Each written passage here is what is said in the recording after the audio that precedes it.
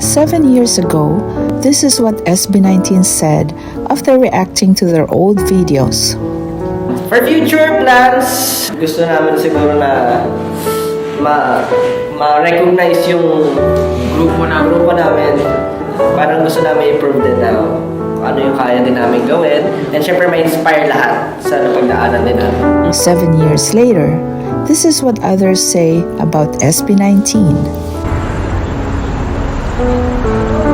So anyway, welcome to Singapore. We are happy that it is a sold-out concert.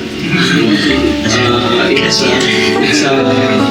something that we are told. I'm not from your generation, but everyone else, all Filipinos are proud of you.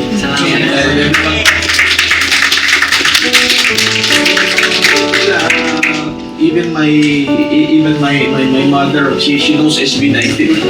So alam niya yung mga kwan sabi na magaling yung grupo niyo. But again, it's not just your generation, but it's not just your the Filipinos who are proud of you. Though practically the whole of ASEAN, the whole of Southeast Asia is proud of you as one of the contributions to art and culture. Happy and proud. You make us proud.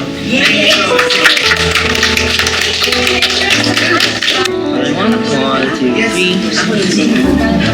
Kasi